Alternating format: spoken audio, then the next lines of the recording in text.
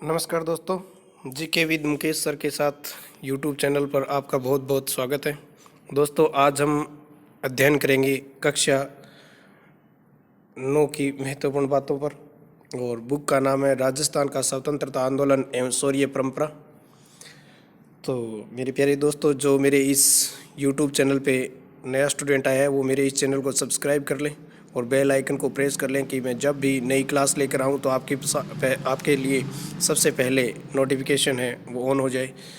तो दोस्तों, आपका समय न लेते हुए अभी हम शुरू करेंगे कक्षा 9 की पुस्तक राजस्थान का स्वतंत्रता आंदोलन एवं शौर्य परंपरा। तो दोस्तों, ये माध्यमिक शिक्षा बोर्ड अजमेर के द्वारा आयोजित जो अपनी बुकें हैं उन्हीं बुकों का हम लोग अध्ययन कर रहे हैं। और दोस्तों, ये सबसे ज़्यादा जितने भी राजस्थान में कंपटीशन हो रहे हैं सभी कंपटीशनों के लिए बहुत ही इम्पोर्टेंट बुक है। ठीक है, तो चलिए आपका समय न लेते हुए शुरू करते हैं कक्षा 9 की महत्वपूर्ण बातों पर। बात करें सबसे पहले 1857 की क्रांति पर बात करेंगे कि कक्षा 9 की अध्यायों में 1857 की क्रांति की मुख्य मुख्य बातें कौन कौन सी है। तो औरंगजेब के बाद राजस्थान में अराजकता फैलाने का कार्य किसने किया। तो अंग्रेजों के बाद अगर राजस्थान में अराजकता फैलाने का कार्य किया तो मराठों ने किया था। यानी सन 1707 में औरंगजेब की क्या हो गई थी, मृत्यु हो गई थी। औरंगजेब की मृत्यु होने के बाद में मराठा शक्ति का प्रसार है वो राजस्थान में तेजी से हुआ था। उसके बाद में बात करते हैं दोस्तों आगे। बात करें कि मराठों ने पहली बार राजस्थान के किस क्षेत्र से धन इकट्ठा किया। बहुत बढ़िया बात है कि मराठों ने पहली बार राजस्थान के किस क्षेत्र से धन है वो इकट्ठा किया था, यानी कर लेना शुरू किया था। तो मंदसौर के निकट मेवाड़ी जो क्षेत्र था वहाँ से सन 1711 में इन लोगों ने धन है वो इकट्ठा करना शुरू किया था। सर्वप्रथम राजस्थान में मराठों का आंतरिक हस्तक्षेप किसके काल में हुआ था। यानी सर्वप्रथम राजस्थान में मराठों का जो आंतरिक हस्तक्षेप है यानी प्रशासन के आंतरिक हस्तक्षेप में किस काल में शुरू हुआ था। तो उस समय बूंदी के बुद्ध सिंह द्वारा दलेल सिंह को जब पद से यानी हटाया गया था, 1734 की बात है ये।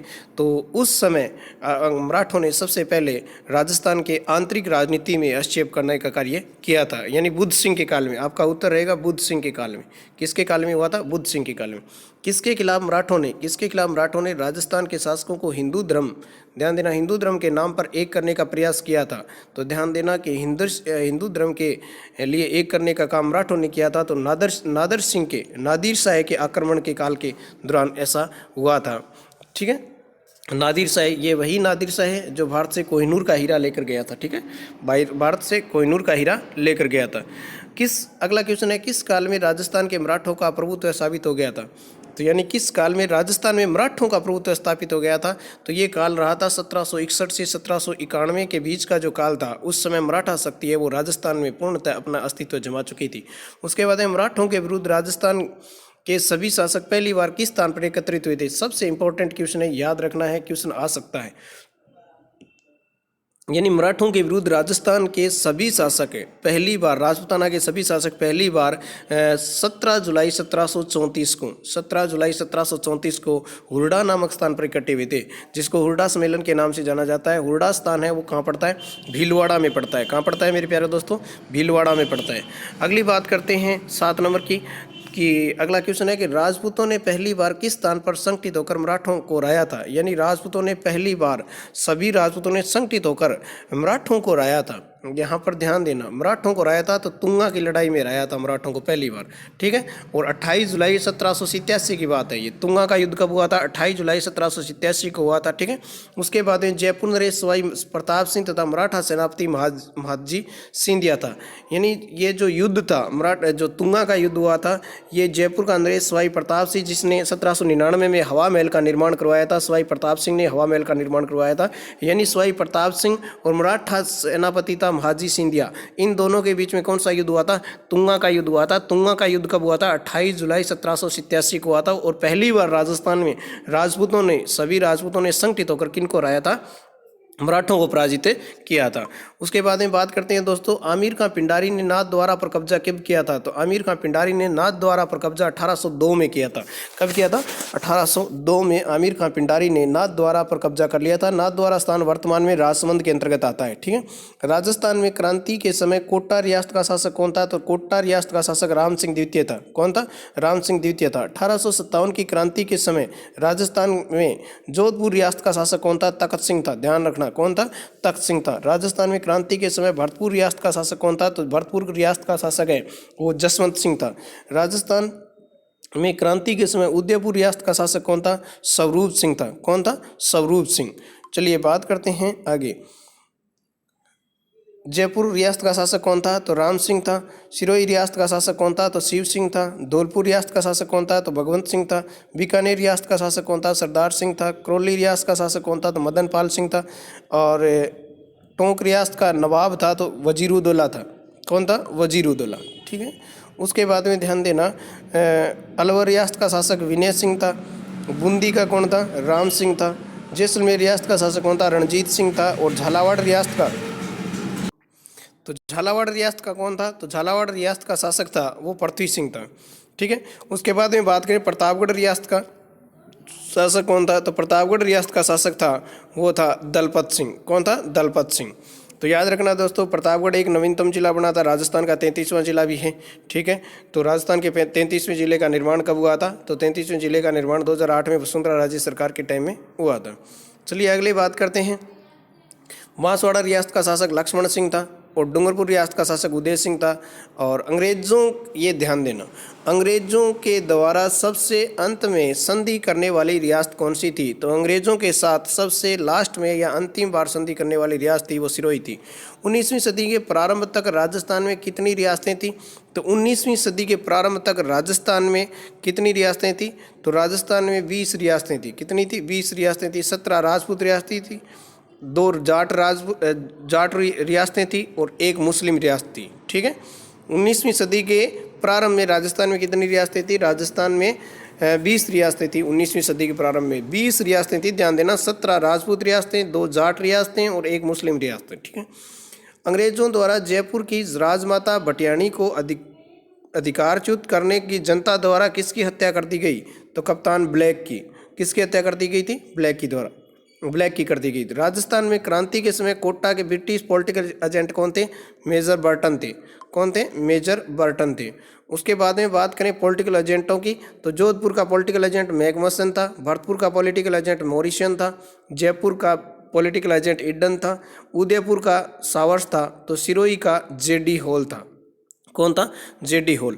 1857 की क्रांति के समय राजस्थान में कुल कितनी छावनियाँ थी? तो 6 छावनियाँ थी। नसीराबाद, नीमच, देवली, ब्यावर, एरनपुरा और खेरवाड़ा। ठीक है। और ब्यावर और खेरवाड़ा ने किसमें भाग नहीं लिया था? 1857 की क्रांति में भाग नहीं लिया था। ठीक है। उसके बाद में बात करें, राजस्थान में 6 सैनिक छावनियों में अंग्रेजों की संख्या कितनी थी? तो राजस्थान में 6 सैनिक छावनियों में अंग्रेजों की संख्या मात्र 30 ही थी। कितनी थी? 30।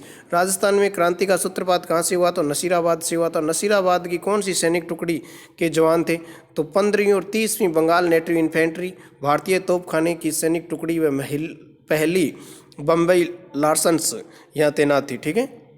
उसके बाद नसीराबाद में किस सैनिक टुकड़ी ने सबसे पहले विद्रोह किया? तो 15वीं नेटिव इन्फेंट्री ने विद्रोह किया था 28 मई को। कब किया था? 28 मई को। नसीराबाद की छावनी में 4 अंग्रेज अधिकारियों में से किसकी हत्या कर दी गई थी? तो मेजर स्पॉटिस वुड और कर्नल न्यू ब्री की हत्या कर दी गई थी। कहाँ पर? नसीराबाद की छावनी में। स्पॉटिस वुड और कर्नल न्यू ब्री, याद रखना। उसके बाद ये बात करते हैं नीमच की। नीमच विद्रोह किस स्थान पर जनता द्वारा, नीमच विद्रोहियों का किस स्थान पर जनता द्वारा स्वागत किया गया था? यानी जनता ने उसका स्वागत किया था निम्बाहेड़ा में। कहाँ पर? निम्बाहेड़ा में। किस शासक ने नीमच के विद्रोही सेना के खाने व ठहरने की व्यवस्था की थी? यानी किस शासक ने नीमच के विद्रोही सैनिकों के लिए खाने और ठहरने की सुविधा की थी?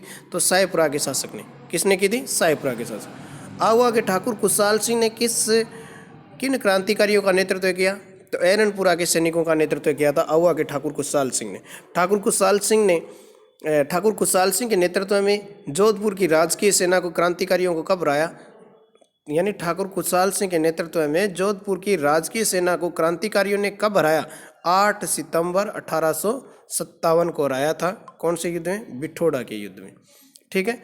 उसके बाद में बात करें, क्रांतिकारियों और लॉरेंस की सेना के मध्य भीषण युद्ध हुआ, तो कौन सा युद्ध हुआ? 18 सितंबर को हुआ था चेलावास का युद्ध। कौन सा युद्ध था? चेलावास का युद्ध। मेवाड़ में किस महाराणा व अंग्रेजों का विरोध किया? मेवाड़ में किसने महाराणा व अंग्रेजों का विरोध किया? तो रावत केसरी सिंह ने किया था। किसने किया था? रावत केसरी सिंह ने, साहेब राजे। ठीक है। कोटा में क्रांति की शुरुआत हुई थी 15 अक्टूबर को। कब हुई थी? 15 अक्टूबर को। मेजर बर्टन ने किन्हीं अंग्रेजी हुकूमत के विरोध मानकर दंड देने की सलाह महाराणा को दे दी थी? तो जयदयाल और रतनलाल और जियालाल। ठीक है। उसके बाद में बात करें, कोटा महाराव को क्रांतिकारियों की कितनी शर्तों वाली संधि पर हस्ताक्षर करना पड़ा? तो कोटा महाराव को क्रांतिकारियों की 9 शर्तों वाली संधि पर हस्ताक्षर करना पड़ा था। कोटा महाराव को सैनिक सहायता कहाँ से प्राप्त हुई? तो कोटा महाराव को सैनिक सहायता करौली के मदन पाल ने की थी। किसने की थी? करौली के मदन पाल ने। कोटा से क्रांतिकारियों को किस अंग्रेज अधिकारी के नेतृत्व में खदेड़ा गया? तो कोटा से क्रांतिकारियों को किस अंग्रेज अधिकारी ने खदेड़ा था? तो मेजर H.C. रॉबर्ट्स ने खदेड़ा था। H.V. रॉबर्ट्स वहाँ सेना लेके गया था और 22 मार्च 1858 की बात है। कोटा के किस क्रांतिकारी नेता को तोप से उड़ा दिया गया? जयदयाल को। बड़ा किसने? ध्यान रखना है, जयदयाल को। धौलपुर में क्रांतिकारियों का नेतृत्व किसने किया? तो राव रामचंद्र व हीरालाल ने किया था। धौलपुर में क्रांतिकारियों को किस भारी सेना ने खदेड़ा? पटियाला की सेना ने। किस सेना ने? पटियाला की सेना ने। सुलुम्बुर के किस शासक ने क्रांतिकारियों को भरपूर सहयोग दिया? सुलुम्बुर के किस शासक ने क्रांतिकारियों को भरपूर सहयोग दिया? तो सुलुम्बुर के केसरी सिंह ने। कोठारिया के किस शासक ने क्रांतिकारियों का भरपूर सहयोग किया? तो राव जोत सिंह ने। ठाकुर खुशहाल सिंह की सहायता किसने की? तो राव जोत सिंह ने। ईस्ट इंडिया कंपनी के द्वारा भारत का शासन ईस्ट इंडिया कंपनी के द्वारा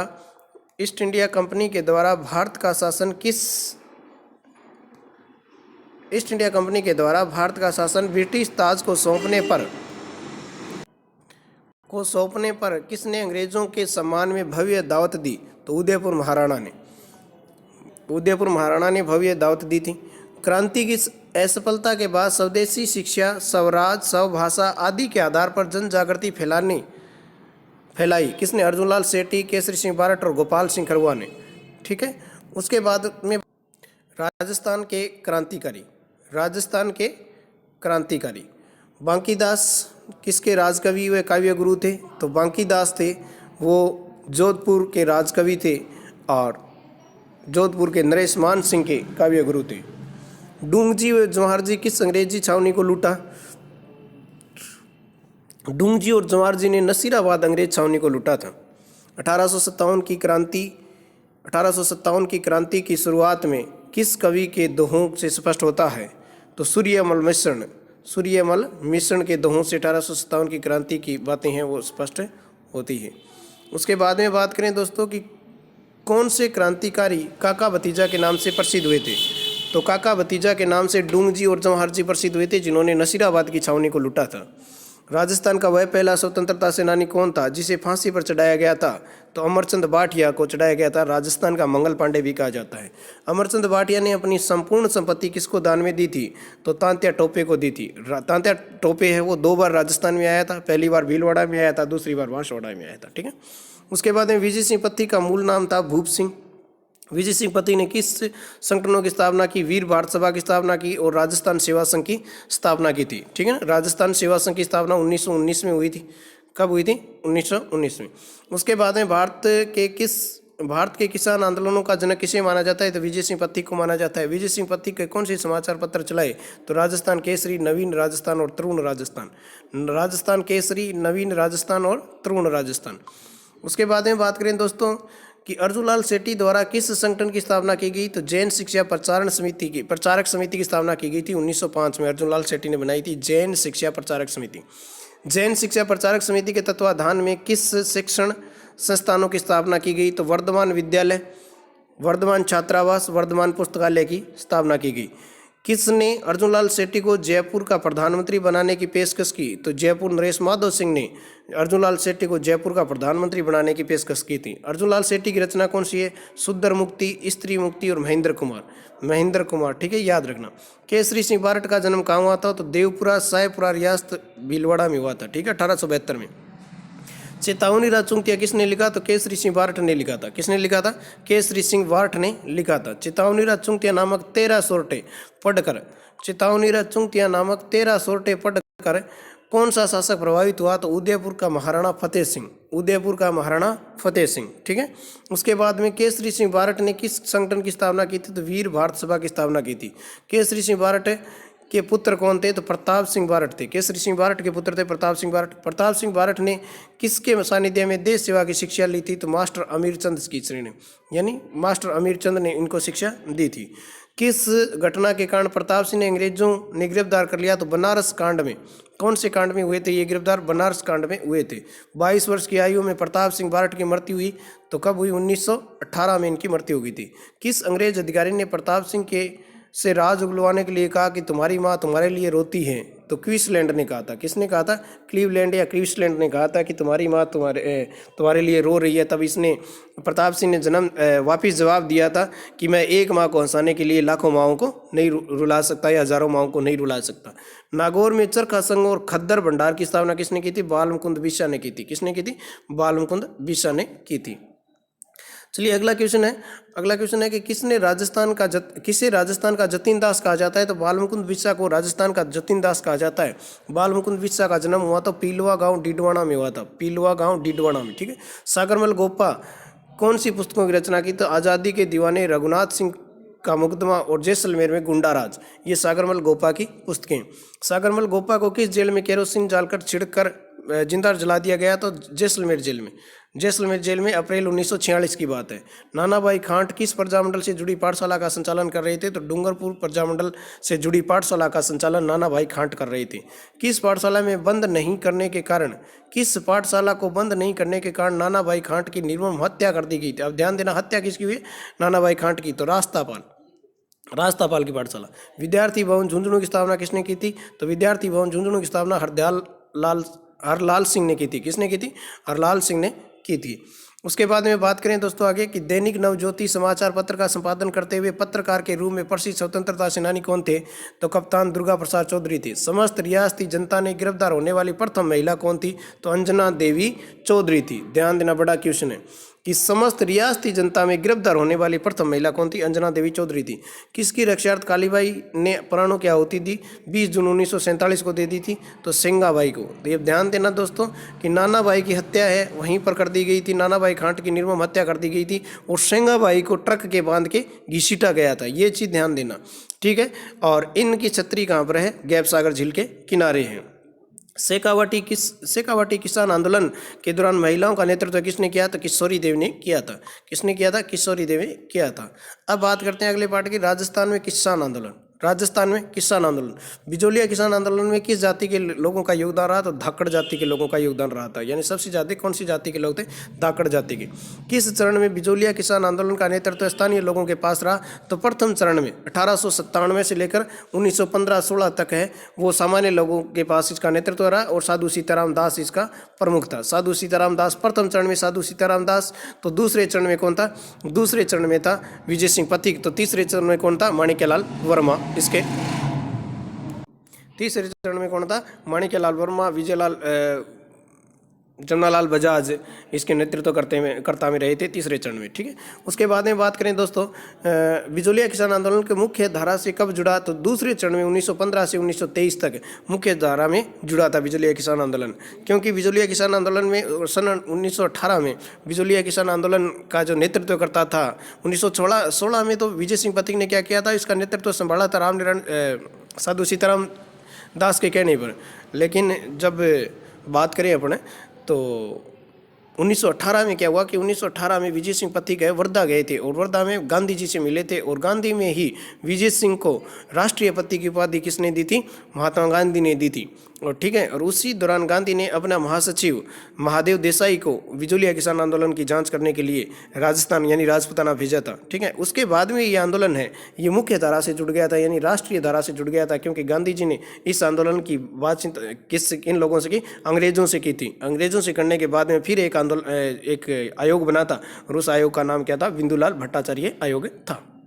अंग्रेजों द्वारा गठित था बिंदुलाल भट्टाचार्य आयोग। उसके बाद में बात करें दोस्तों, बिजोलिया किसान आंदोलन किस चरण में प्राभव काल की संज्ञा दी गई है? तो बिजोलिया किसान आंदोलन का कौन सा चरण था? तीसरे चरण को प्राभव काल की संज्ञा दी गई है। उसके बाद बिजोलिया किसान आंदोलन की आधारशिला किस गांव में रखी गई? तो गिरधरपुरा गांव में। कौन से गांव में? गिरधरपुरा गांव में एक शोक सभा में ये लोग सभी इकट्ठे हुए थे। तभी नानजी और ठाकरी पटेल को भेजा गया था मेवाड़ और महाराणा फतेह सिंह के पास उनकी शिकायत करने के लिए, या 84 प्रकार के लाग बाग के विरुद्ध में बातचीत करने के लिए। उसके बाद में बात करें चौरी कर की। चौरी कर पुत्री के विवाह पर दिया जाने वाला 5 रुपये का कर है, किसके द्वारा लगाया गया था? तो राव कृष्ण सिंह के द्वारा लगाया गया था। 1903 में लगाया गया था। ये कब लगाया गया था? 1903 में लगाया गया था। और राव कृष्ण सिंह को बिजोलिया का ठिकानेदार 1894 में बनाया गया था। कब बनाया गया था? 1894 में बनाया गया था राव कृष्ण सिंह को बिजोलिया का ठिकानेदार। और इसी कृष्ण सिंह ने चौरी कर लगाया था। और चौरी का कितना लगता था? 5 रुपये पुत्री के विवाह पर लगने वाला या बेटी के विवाह पर लगने वाला कर था। 1903 में लगाया था राव कृष्ण सिंह ने। और 1906 में राव कृष्ण सिंह की क्या हो गई थी? मृत्यु हो गई थी। और 1906 में फिर शासक बना था पृथ्वी सिंह। ठीक है, पृथ्वी सिंह ने 1906 में आते ही फिर कौन सा कर लगाया था? पृथ्वी सिंह ने 1906 में आते ही तलवार बधाई कर है वो जारी किया था। ठीक है, विजय सिंह पथिक ने बिजोलिया के किस सभा का गठन किया था? विद्या प्रचारिणी सभा का गठन किया था बिजोलिया में। ठीक है, बिजोलिया में विद्या प्रचारिणी सभा का गठन भी विजय सिंह पथिक ने किया था। उसके अलावा ऊपरमाल पंच बोर्ड की स्थापना 1917 में विजय सिंह पथिक ने की थी। और ऊपरमाल पंच बोर्ड में कुल 13 सदस्य थे। और कब की थी ऊपरमाल पंच बोर्ड की स्थापना? श्रावण की अमावस्या को की थी। इसी को हरियाली अमावस्या कहा जाता है, श्रावण की अमावस्या को ही। और उसके बाद भी अगर बात करें तो ऊपरमाल पंच बोर्ड का जो सरपंच था वो कौन था? मन्ना पटेल था। चलिए बात करते हैं विजय सिंह पथिक की। उसके बाद में बात करें दोस्तों कि विजय सिंह पथिक ऊपरमाल के किसानों द्वारा किस नाम से संबोधित किया जाता था? तो यानी विजय सिंह पथिक को ऊपरमाल के किसानों द्वारा किस नाम से संबोधित किया जाता था? विजय सिंह पथिक को महात्मा जी कहते थे। ठीक है, उसके बाद में किसके माध्यम से विजय सिंह पथिक ने बिजोलिया किसान आंदोलन को राष्ट्रीय स्तर पर पहुंचाने का प्रयास किया? तो प्रताप नामक समाचार पत्र था। कौन सा समाचार पत्र था? प्रताप नामक समाचार पत्र था। जिस प्रताप समाचार पत्र है वो कानपुर से छपता था और गणेश शंकर विद्यार्थी के द्वारा ये संपादन किया जाता था। ठीक है, इस पत्र ने बिजोलिया किसान आंदोलन को राष्ट्रीय स्तर पर पहुंचा दिया था। उसके बाद में बात करें दोस्तों,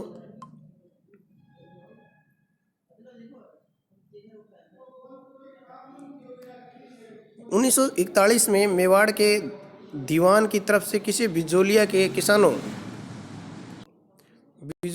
किसानों का समझौता करने के लिए भेजा था? तो राजस्व मंत्री मोहन सिंह मेहता को भेजा गया था। बेंगू किसान आंदोलन की शुरुआत कब हुई थी?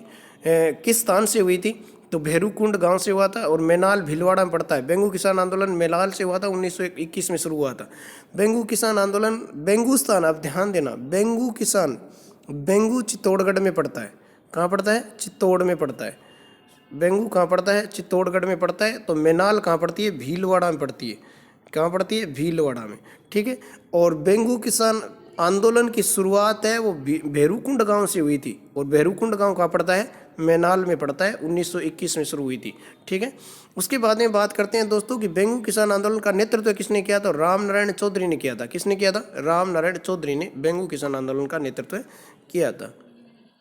उसके बाद में बात करें बेंगू किसान आंदोलन के दौरान ठाकुर अनूप सिंह व राजस्थान सेवा संघ के मध्य हुए समझौते को कौन सी संज्ञा दी जाती है? तो बोल्शेविक समझौते की संज्ञा दी जाती है।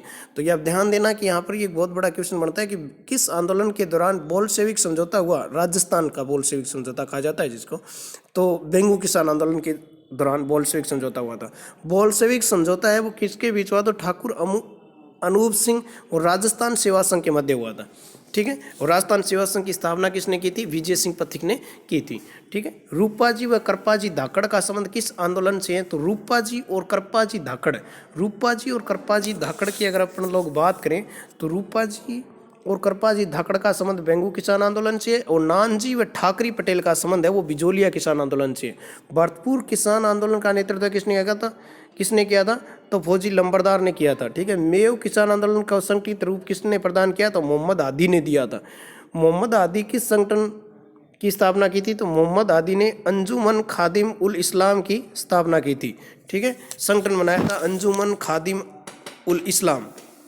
मेव किसान आंदोलन अलवर के नेतृत्व किया था। तो मेव किसान आंदोलन अलवर का नेतृत्व चौधरी यासीन खान ने किया था।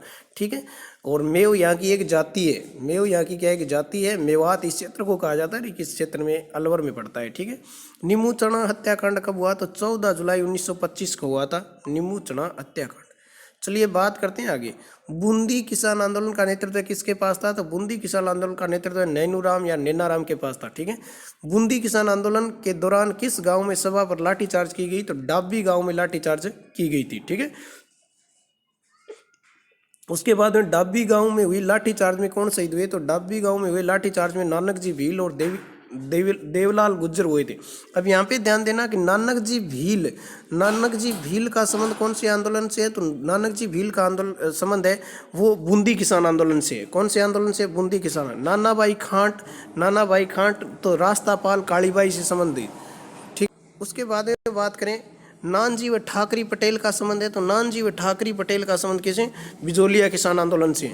सीकर के जाट आंदोलन के लिए किसानों को संगठित होने के लिए प्रेरणा देने वाली महिला कौन थी? तो दापी दादी। कौन थी? दापी दादी।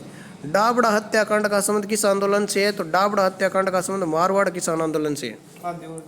मारवाड़ किसान आंदोलन से। ठीक है, डाबड़ा गांव कहाँ स्थित है? तो डाबड़ा गांव वो डीडवाना परगना में आता है। कहाँ आता है? डीडवाना परगना में। उसके बाद में बीकानेर में किन किसानों ने जागीरदारों के खिलाफ आवाज़ उठाई? तो बीकानेर में 1937 में उदासर के किसानों ने आवाज़ उठाई थी। उदासर गांव में के किसानों ने आवाज़ उठाई थी बीकानेर में। ठीक है, उसके बाद में बात करें आगे तो दूधुआ खारा जो चूरू जिले के अंतर्गत आता है। दूधुआ खारा किसान आंदोलन का नेतृत्व किसने किया? तो चौधरी हनुमान सिंह ने किया था। किसने किया था? चौधरी हनुमान सिंह ने।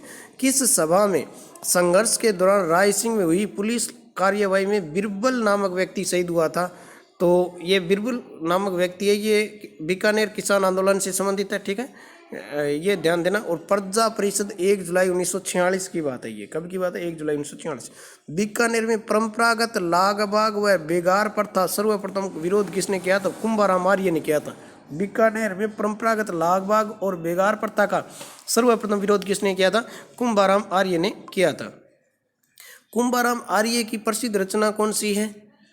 तो कुंभाराम आर्य की प्रसिद्ध रचना है किसान यूनियन क्यों।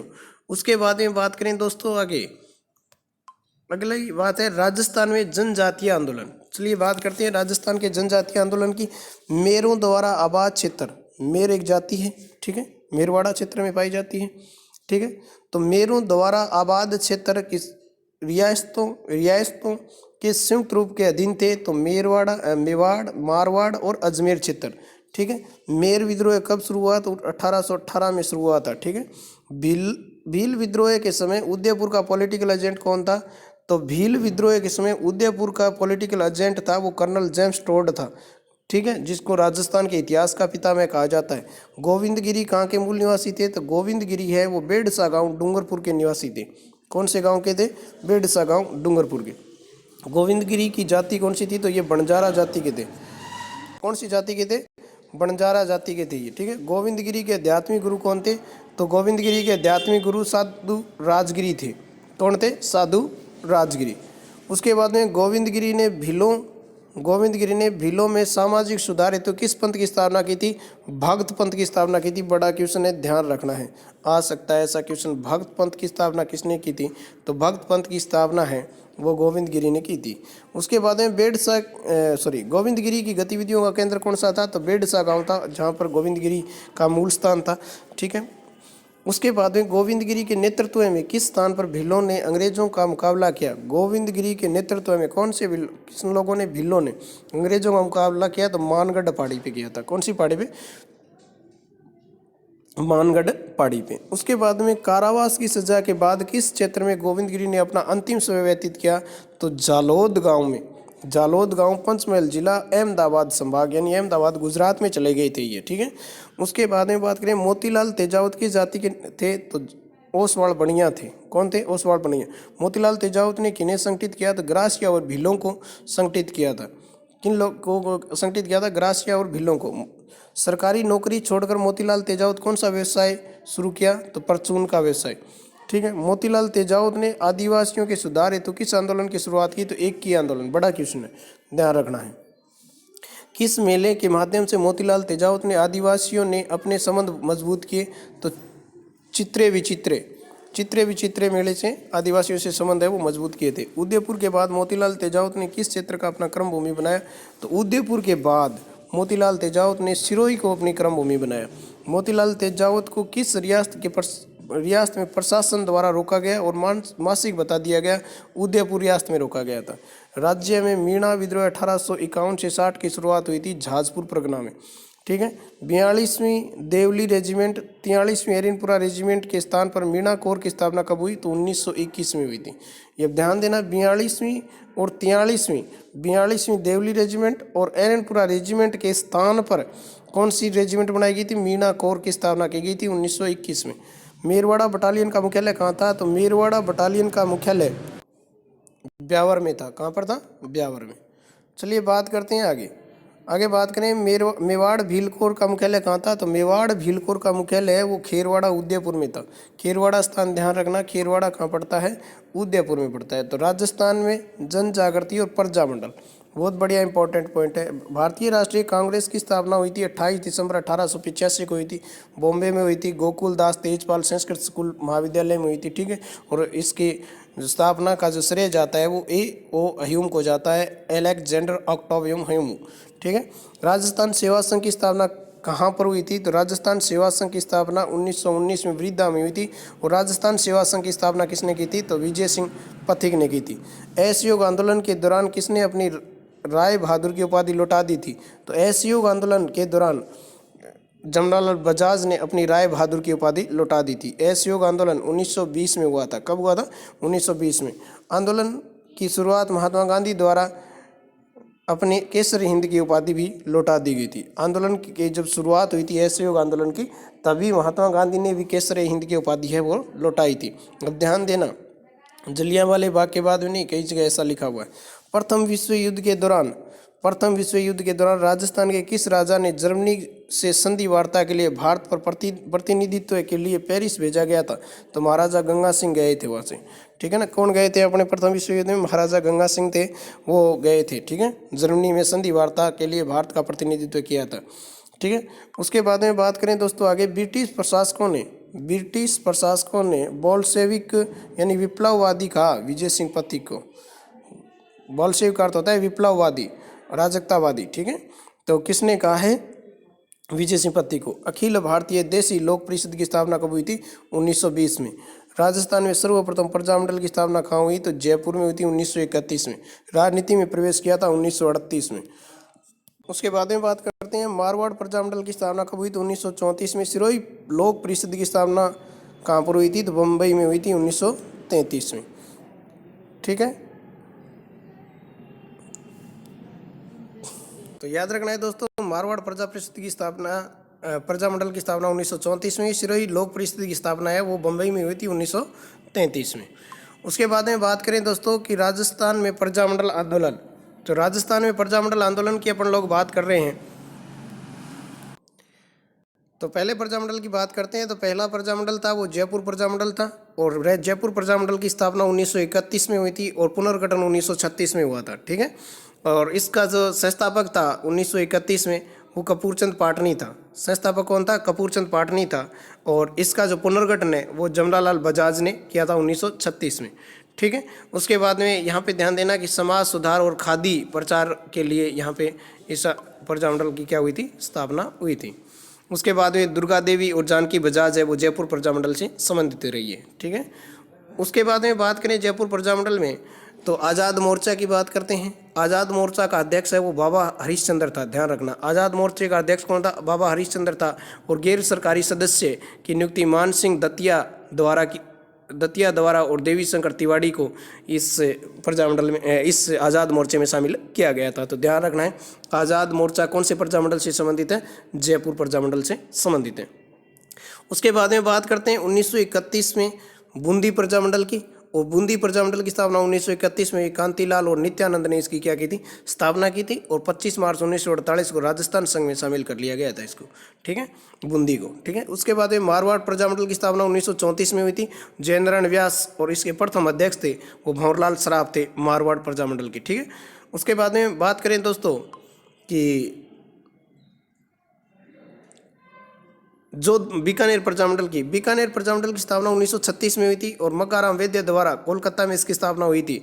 और राज्य से बाहर स्थापित होने वाला ये प्रजामंडल है, ध्यान रखना। वैसे भी आप ध्यान देना कि राजस्थान से बाहर स्थापित होने वाले राजस्थान में 3 प्रजामंडल है। कितने? 3। एक भरतपुर प्रजामंडल, एक सिरोही प्रजामंडल और एक बीकानेर प्रजामंडल। बीकानेर प्रजामंडल की स्थापना कोलकाता में हुई थी और भरतपुर प्रजामंडल की स्थापना रेवाड़ी में हुई थी। जबकि अपन बात करें सिरोही प्रजामंडल की स्थापना बम्बई में हुई थी। धौलपुर प्रजामंडल 1936 की बात है और कृष्णदत्त पालीवाल और ज्वाला प्रसाद जिज्ञासु ने इसकी स्थापना की थी। बात करें मेवाड़ प्रजामंडल की, तो मेवाड़ प्रजामंडल में बात करें तो 24 अप्रैल 1938 को इसकी स्थापना हुई थी।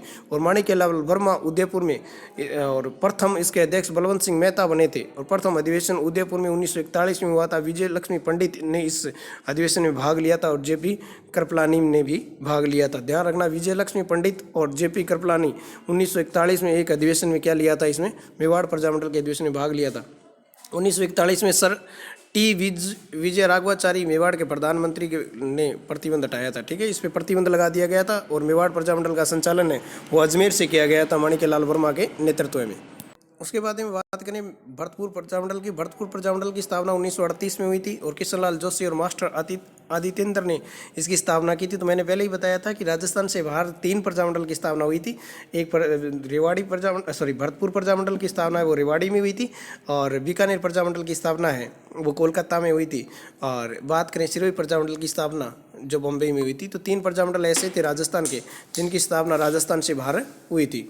उसके बाद में बात करते हैं दोस्तों कि साहेबपुरा प्रजामंडल 1938 में स्थापित हुआ था और रमेश चंद्र ओझा और लादूराम व्यास ने इसकी स्थापना की थी। और ध्यान देना कि राजस्थान का पहला प्रजामंडल था जहां पर स्वदेशी या प्रथम उत्तरदायी शासन जहां स्थापित हुआ था सबसे पहले वो प्रजामंडल था साहेबपुरा प्रजामंडल, ठीक है। देसी राज्य परिषद और साहेबपुरा प्रजामंडल की ये चर्चा अपन लोग कर रहे हैं। तो उत्तरदायी शासन की स्थापना सर्वप्रथम राजस्थान के कौन से प्रजामंडल में हुई थी, तो साहेबपुरा प्रजामंडल में हुई थी।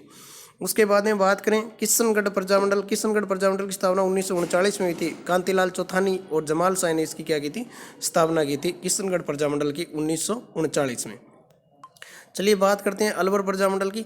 अलवर प्रजामंडल 1938 में हरिनारायण शर्मा और कुंज बिहारी मोदी ने इसकी स्थापना की थी। क्रोली प्रजामंडल की बात करें 1938 में ये बना था, त्रिलोक चंद्र माथुर ने इसकी स्थापना की थी।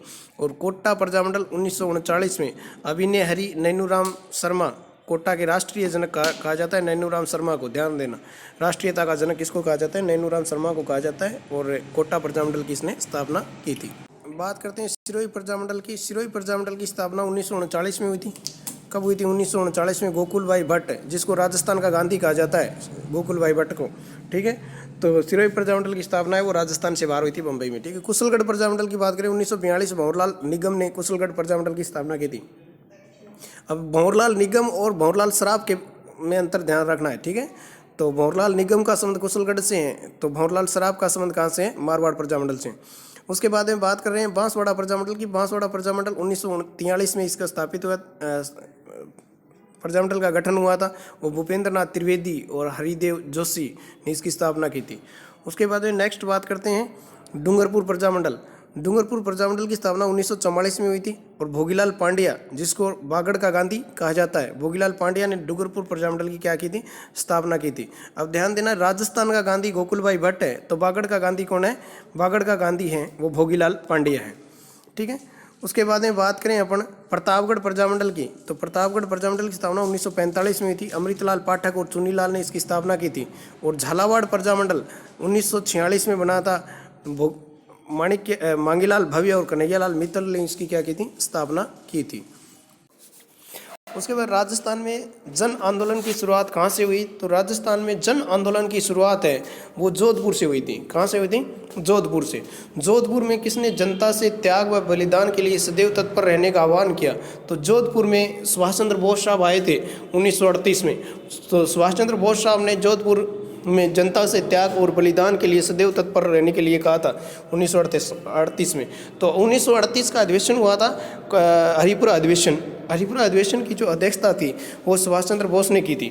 ठीक है, कांग्रेस के हरिपुरा अधिवेशन की, वैसे भी सुभाष चंद्र बोस ने 2 ही अधिवेशनों की अध्यक्षता की थी, एक त्रिपुरी अधिवेशन 1939 और एक हरिपुरा अधिवेशन 1938।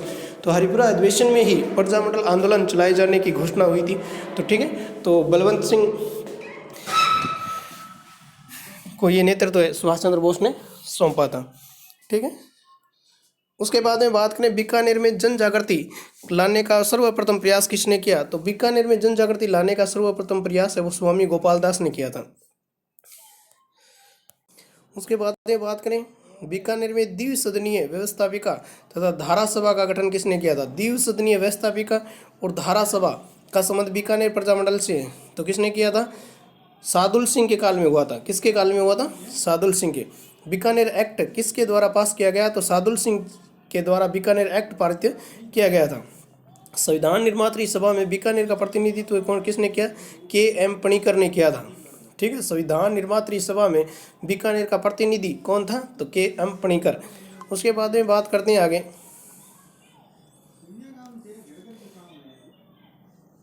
भारत विभाजन का उल्लेख किस योजना में किया गया? तो लॉर्ड माउंटबेटन योजना में किया गया था 3 जून 1947। इंपॉर्टेंट डेट है, भारत के विभाजन का उल्लेख 3 जून 1947 को।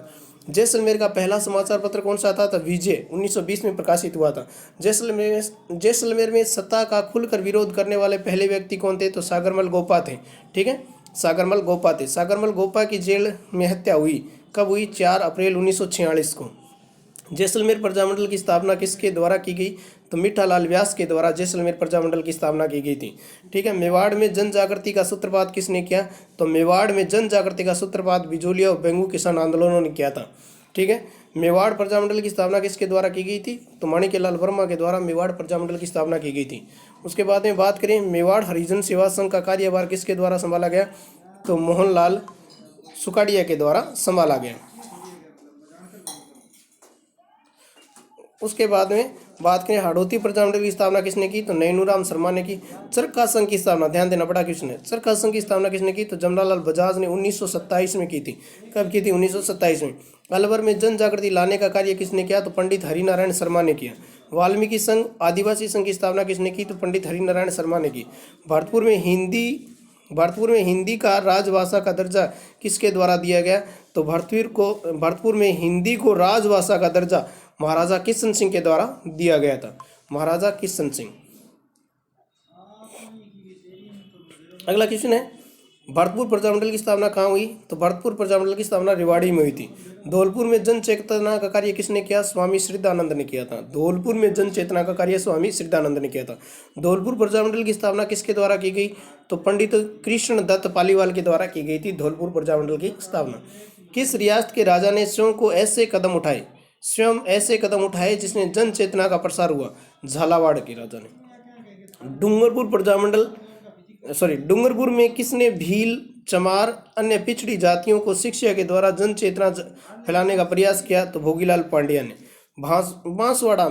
बांसवाड़ा के भील बाहुल्य इलाके में किसने जन जागृति फैलाने का कार्य किया?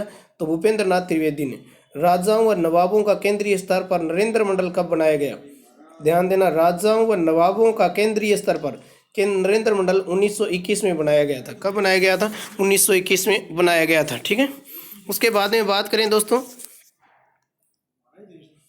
नरेंद्र मंडल है वो गंगा सिंह ने बनाया था। ठीक है, उसके बाद में बात करें दोस्तों कि राज्य में महान राजनीतिक व सामाजिक परिवर्तन लाने का श्रेय किसे जाता है? तो प्रजामंडलों को जाता है। राजाओं ने किसके झुकाव पर प्रजामंडलों व लोक परिषदों की स्थापना को मंजूरी दी? नरेंद्र मंडल के झुकाव के कारण।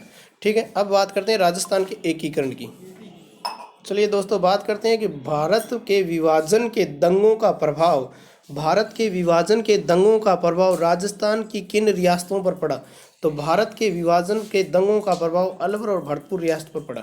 मत्स्य संघ के प्रधानमंत्री शोभाराम कुंभावत का संबंध किस प्रजामंडल से था? तो अलवर प्रजामंडल से था। मत्स्य संघ का उद्घाटन किसके द्वारा किया गया? तो एन.वी. गॉडगिल के द्वारा किया गया था। 17 मार्च 1947 को उद्घाटन हुआ था। ठीक है, एकीकरण का दूसरा चरण किस नाम से जाना जाता है? तो राजस्थान संघ के नाम से जाना जाता है। उसके बाद में बात करें दोस्तों, मैं अपने डेथ वारंट पर हस्ताक्षर कर रहा हूँ। मैं अपने डेथ वारंट पर हस्ताक्षर कर रहा हूँ। किसने कहा? महाराव चंद्र वीर सिंह ने, बांसवाड़ा का शासक था। ठीक है। उसके बाद में नेहरू ने एकीकरण के किस चरण का उद्घाटन किया? तो संयुक्त राजस्थान का किया था। कौन से चरण का? संयुक्त राजस्थान का। वृहत राजस्थान के निर्माण के लिए वृहत राजस्थान के निर्माण के दौरान बीकानेर रियासत की किस विभाग की स्थापना की गई? तो शिक्षा विभाग की। वृहत राजस्थान निर्माण के दौरान उदयपुर रियासत में किस विभाग की स्थापना की गई? तो खनिज एवं कस्टम एवं एक्साइज डिपार्टमेंट की। वह वृहत राजस्थान के निर्माण के दौरान कोटा रियासत में किस विभाग की स्थापना की गई? तो वन एवं सहकारी विभाग। जोधपुर रियासत में कौन सा विभाग बनाया गया था? तो हाई कोर्ट बनाई गई थी। ठीक है। उसके बाद में बात करें, वृहत राजस्थान के समय भरतपुर रियासत में क्या बनाया गया था? तो एग्रीकल्चर डिपार्टमेंट यानी कृषि विभाग बनाया गया था। उसके बाद में बात करें तो किस दिन राजस्थान दिवस के रूप में मनाया जाता है? 30 मार्च के दिन।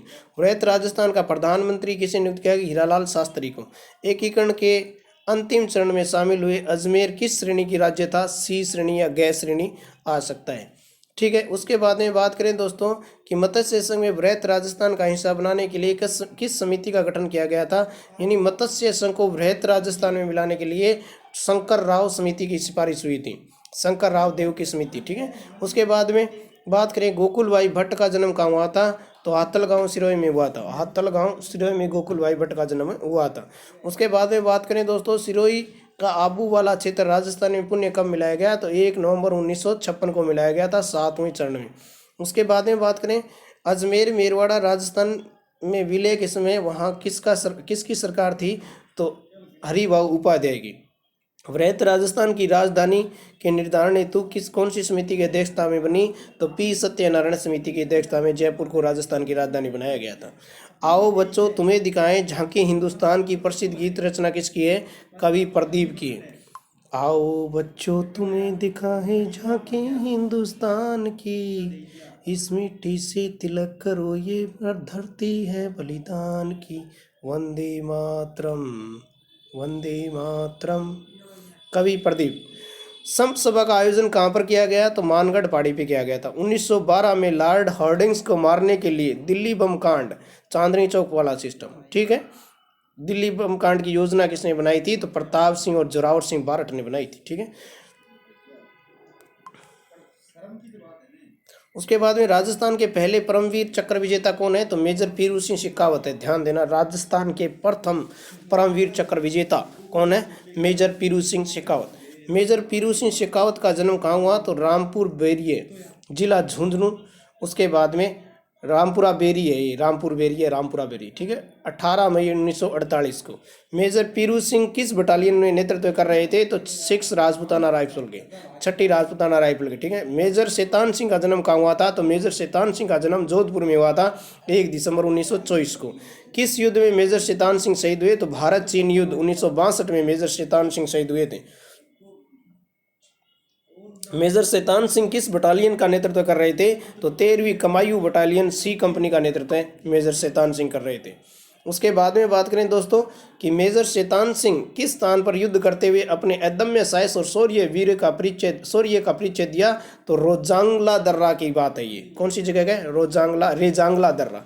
किस राजस्थानी आज़ादी के बाद पहली बार महावीर चक्र से सम्मानित किया गया? तो सूबेदार चुन्नाराम फगड़िया को। ठीक है। उसके बाद में किस वीर राजस्थानी सिपाही को पहला मरणोपरांत महावीर चक्र से सम्मानित किया गया? तो शहीद सैनिक ढोकल सिंह को। किनको? ढोकल सिंह जी को। उसके बाद में बात करें, किस भारतीय जवान को 1971 में युद्ध के बाद पाकिस्तान में फखर हिंद की उपाधि से नवाजा गया? तो लेफ्टिनेंट कर्नल हनूत सिंह को। ध्यान देना, फखर हिंद यानी 1971 के युद्ध के बाद पाकिस्तान में फखर हिंद की उपाधि से नवाजा गया था। राजस्थान के प्रथम अशोक चक्र विजेता कौन है? तो हवलदार शंभूपाल सिंह। कौन है? हवलदार शंभूपाल सिंह। उसके बाद में ए मेरे वतन के लोगों जरा आंखों में भर लो पानी प्रसिद्ध गीत किसने लिखा? तो कवि प्रदीप ने लिखा था। आओ बच्चों तुम्हें दिखाएं धरती हिंदुस्तान की, ये भी किसने लिखा? कवि प्रदीप ने लिखा। तो ए मेरे वतन के लोगों जरा आंखों में भर लो पानी, ठीक है, ये भी किसने लिखा था? कवि प्रदीप ने लिखा था। है मेरे वतन के लोगों, जरा आँख में भर लो पानी, यह शुभ दिन है हम सबका। ठीक है, उसके बाद में कवि प्रदीप का मूल नाम क्या था? तो रामचंद्र नारायण द्विवेदी था। ठीक है, कवि प्रदीप का जन्म किस स्थान पर हुआ था? तो उज्जैन के बड़नगर में हुआ था। ठीक है, ये एमपी के थे। पुलवामा हमला किस आतंकी संगठन के द्वारा किया गया था? जैश ए मोहम्मद के द्वारा किया गया था। उसके बाद में पुलवामा में किस स्थान पर आतंकी आदिल अहमद डार उर्फ वकास ने विस्फोट भरी गाड़ी में सुरक्षा बलों पर बम की टक्कर मारी? तो लैथपोरा इलाका था वो। कौन सा इलाका था? लैथपोरा में। पुलवामा हमले में राजस्थान के कितने जवान शहीद हुए? तो ध्यान रखना 5 जवान शहीद हुए थे पुलवामा हमले में। उसके बाद में बात करें दोस्तों कि अभिनंदन वर्तमान में ये अभिनंदन वर्धमान है। ठीक है, अभिनंदन वर्धमान की को 15 अगस्त 2019 को किस सम्मान से सम्मानित किया गया? वीर चक्र सम्मान से सम्मानित किया गया था।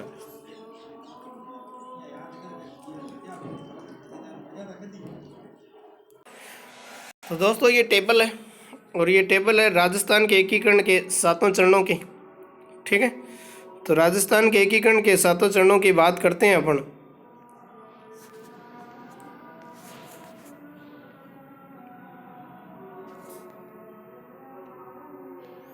तो प्रथम चरण की बात करें तो प्रथम चरण है वो 18 मार्च 1948 को शुरू हुआ था। तो आपको दिख रहा होगा, और इसकी राजधानी अलवर थी, और रियासतें कौन कौन सी थी? अवधोग थी, अलवर, भरतपुर, धौलपुर, करौली थी, और एक ठिकाना मिला था नीमराना। ठीक है, राज प्रमुख बनाया गया था उदय भान सिंह धौलपुर को उदय भान सिंह को राज प्रमुख बनाया गया था। उप राज प्रमुख गणेश पाल देव को बनाया गया था, करौली रियासत से थे। ठीक है, और प्रधानमंत्री शोभाराम कुमाऊत को अलवर से बनाया गया था, और उद्घाटन किसने किया था? गौडगिल ने किया था। उसके बाद में बात करें दोस्तों दूसरे चरण की, और दूसरे चरण का निर्माण है वो 25 मार्च 1948 को हुआ था। राजधानी कोटा थी, और रियासतें कौन सी थी? कोजा, बाबू, डोबे, परसाई, किशन, नाटो की 9 रियासतें थी इसमें। ठीक है, एक ठिकाना था कुशलगढ़। ठीक है, और यहाँ का राज प्रमुख बना था कोटा महाराव भीम सिंह, और लक्ष्मण सिंह को क्या बनाया गया था? उपराज प्रमुख बनाया गया था। डूंगरपुर के थे लक्ष्मण सिंह जी। ठीक है, गोकुल लाल असावा को प्रधानमंत्री बनाया गया था। उद्घाटन किसने किया था?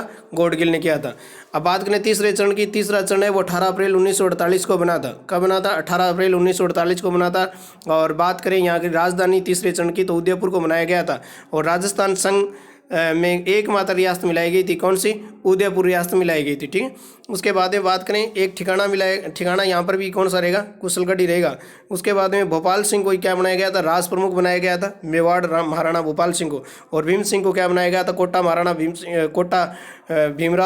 भीम सिंह को क्या बनाया गया था? उपराज प्रमुख बनाया गया था। और माणिक्यलाल वर्मा को क्या बनाया गया? प्रधानमंत्री बनाया गया था। जवाहरलाल नेहरू ने इसका क्या किया था? उद्घाटन किया था। चौथे चरण की बात करें तो चौथे चरण में 4 बड़ी रियासतें थी। चौथा ही चरण था, 4 ही बड़ी रियासतें थी, याद रखना। उसके बाद में 30 मार्च 1949 की बात है। ये कब बना था? और नाम क्या रख दिया गया था? वृहत राजस्थान। अब ध्यान देना यहाँ पे नाम, इसमें पहले चरण का मत्स्य संघ, दूसरे चरण का राजस्थान संघ, और तीसरे चरण का क्या था? संयुक्त राजस्थान। ठीक है, और चौथे चरण का वृहत राजस्थान। वृहत राजस्थान 30 मार्च 1949 को बना था, जिस दिन 30 मार्च को हम राजस्थान दिवस मनाते हैं। और राजधानी जयपुर बन गई थी चौथे चरण में। ठीक है, 4 ही बड़ी रियासतें मिलाई गई थी। 4 बड़ी रियासतें थी, जयपुर, जोधपुर और बीकानेर, और क्या बनाया गया था? जैसलमेर को मिलाया गया था। और यहाँ पर एक ठिकाना मिल गया था, कौन सा? लावा ठिकाना, क्योंकि उस टाइम में लावा है वो जयपुर के अंतर्गत ही आता था। ठीक है, उसके बाद में बात करें मान सिंह द्वितीय को क्या बनाया गया था? राज प्रमुख बनाया गया था। भीम सिंह कोटा को क्या बनाया गया था? उपराज प्रमुख बनाया गया था। और भोपाल सिंह मेवाड़ को महाराज प्रमुख बनाया गया था। ध्यान देना कि राजस्थान का एकमात्र महाराज प्रमुख है वो भोपाल सिंह है। ठीक है ना, सभी चरणों में यही रहता है, छठे चरण तक। उसके बाद में बात करें दोस्तों, हीरालाल शास्त्री को क्या बनाया गया था? प्रधानमंत्री बनाया गया था। हीरालाल शास्त्री को क्या बनाया गया था? प्रधानमंत्री बनाया गया था हीरालाल शास्त्री को। और वल्लभ भाई पटेल ने इसका क्या किया था? उद्घाटन किया था, यानी गौडगिल चाचा पटेल। ठीक है, तो वल्लभ भाई पटेल ने इसका क्या किया था? उद्घाटन किया था। उसके बाद में बात करें दोस्तों पांचवें चरण की। पांचवें चरण की बात करें तो पांचवें चरण में क्या हुआ था? पांचवें चरण में वृहत राजस्थान में का नाम क्या था? वृहत राजस्थान था। वृहत राजस्थान को बात करें बृहत्तर राजस्थान बनाया गया था, तो इसमें क्या हुआ कि ये वाला इतना पार्ट था ना, अब ध्यान देना, ये वाला पार्ट था, इस पार्ट में कौन सा पार्ट मिलाया गया, इस पार्ट में सीधा का सीधा ये पार्ट मिला, ठीक है। और 5वें चरण का क्या हो गया, निर्माण हो गया।